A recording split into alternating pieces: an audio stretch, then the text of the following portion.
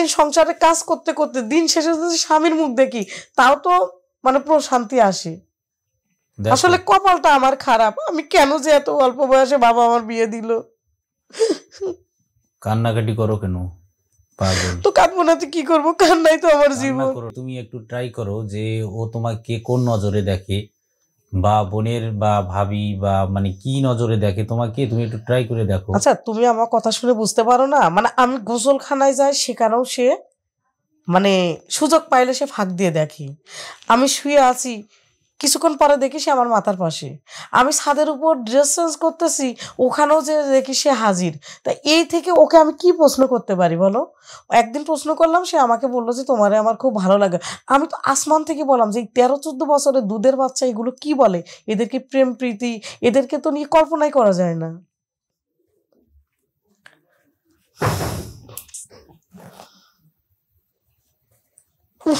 প্রয়োজনের সময় ফোন ধরে না, কি যে বিরক্তিকর লাগছে।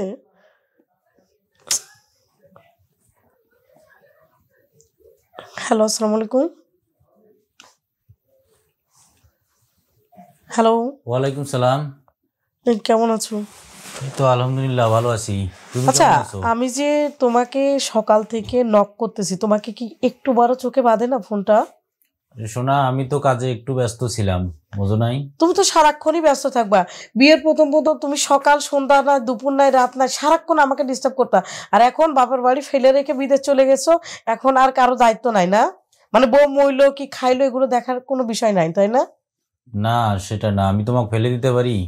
তুমি তো ভালো করেই জানো, কারণ হচ্ছে কাজে একটু ব্যস্ততা থাকি এই জন্য। আর তুমি এমন সময় ফোন করো, আমি তো ব্যস্ত নিয়ে মানে অনেকজন কাছাকাছি থাকে বা কাজ করি, বা রোমান্টিক কোনো কথাও বলতে পারি না, এই জন্যই তো আমি ধরি না শোনা।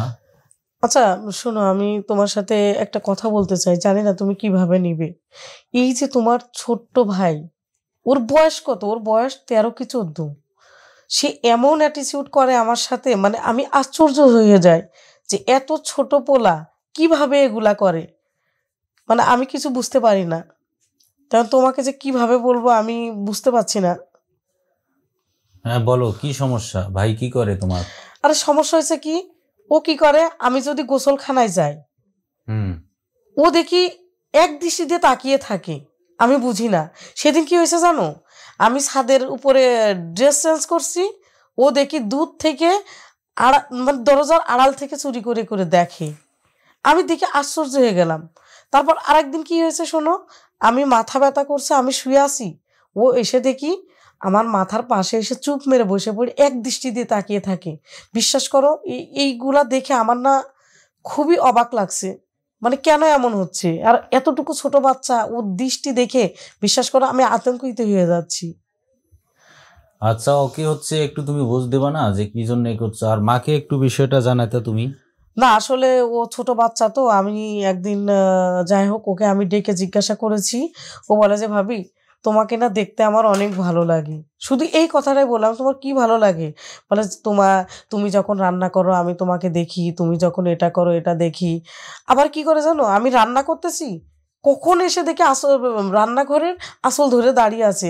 বিশ্বাস করো, ওরেই যে একটা অবাক দৃষ্টি দিয়ে তাকিয়ে থাকা, মানে আমার কেমন কেমন লাগে যে এতটুকু ছোট বাচ্চার এমন এক্সপ্রেশন কেন হবে। মানে আমি নিতে পারছি না, বিশ্বাস করো আমার অনেক ভয় করে। আচ্ছা ঠিক আছে, তুমি হচ্ছে ও তো এখন ছোট, তারপরে হচ্ছে মানে তুমি তো দেখতাই যে ছোট থেকে ও তোমার সামনেই বড় হয়ে গেল। কারণ ও হচ্ছে মানে ওকে তুমি একটু ট্রাই করো যে ও তোমাকে কোন নজরে দেখে, বা বোনের বা ভাবি বা মানে কি নজরে দেখে তোমাকে, তুমি একটু ট্রাই করে দেখো। আচ্ছা তুমি আমার কথা শুনে বুঝতে পারো না? মানে আমি গোসলখানায় যাই সেখানেও সে মানে সুযোগ পাইলে সে ফাঁক দিয়ে দেখে।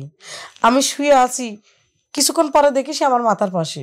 আমি ছাদের উপর ড্রেস চেঞ্জ করতেছি, ওখানেও যে দেখি সে হাজির। তা এই থেকে ওকে আমি কি প্রশ্ন করতে পারি বলো?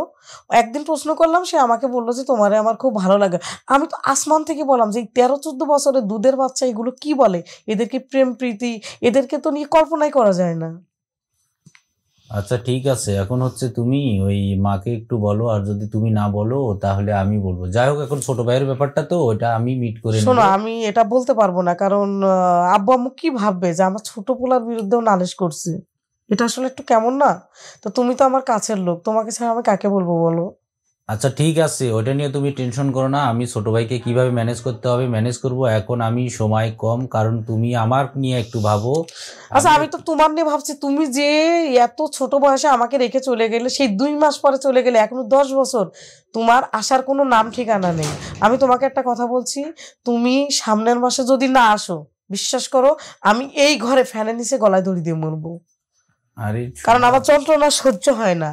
সারাদিন সংসারে কাজ করতে করতে দিন শেষে যদি স্বামীর মুখ দেখি, তাও তো মানে প্রশান্তি আসে। দেখো, আসলে কপালটা আমার খারাপ, আমি কেন যে এত অল্প বয়সে বাবা আমার বিয়ে দিল। কান্নাকাটি করো কেন পাগল? তো কাঁদবো না তো কি করবো, কান্নাই তো আমার কান্না জীবন। করো না, কান্না করো না লক্ষ্মী। এই তো আর 2 মাস আছে, 2 মাস পরেই তো আমি যাব।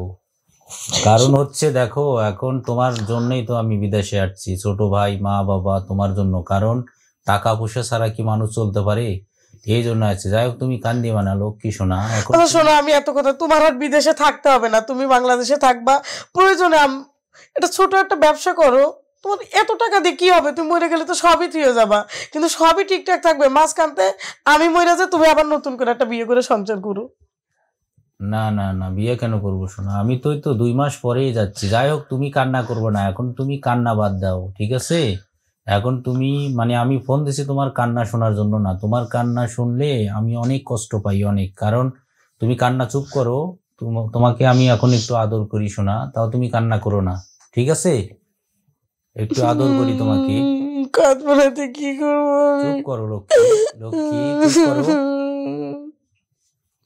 চুপ করো। আমি তোমাকে একটু আদর করি। অনেক দূরে আছো তাই না? আচ্ছা আমি এত কথা বলতে চাই না, এই যে আমার রান্না চুলায় তো আমি এত কথা বলতে পারছি না। তুমি শোনো, তুমি কিভাবে কি করবো আমি জানি না, তুমি ছোট ভাইকে, আমি এগুলো কথা কাউকে বলতে পারছি না। আচ্ছা বলছি তো তোমাকে যে ছোট ভাইয়ের ব্যাপারটা আমি মাকে বলে ওটা ঠিক করে দেব, ঠিক তুমি আছে? মাকে দূর থেকে বলবার, বলবে যে আমার ছোট একটা পোলা, মাসুম পোলা, তার বিরুদ্ধে কথা বলছে। কারণ কি জানো, পরের মেয়েরা কখনো শ্বশুর বাড়ি আপন হয় না, কিছু বললেই আচ্ছা তাদের ঠিক দোষ হয়ে আছে, যায়। সমস্যা নেই, ওটা আমি বলবো। তাহলে এখন থাকো, ভালো থাকো, আর সময় করে ফোন দেবো তোমাকে। হ্যাঁ, তোমার আচ্ছা সাথে ঠিক অনেক আছে, আর কথা তুমি আছে। একটু বিষয়টা তা একটু বলো, দেখো। এখন আমি তোমাকে একটা কিস করি, বলো। না থাক, এখন কিস করতে হবে না। আচ্ছা ঠিক আছে, সময় করে আমি তোমাকে ফোন দেবো। হ্যাঁ সোনা, ভালো ওকে, থাকো। খুদা ওকে, হাফেজ, আসসালামু আলাইকুম। ওয়ালাইকুম সালাম।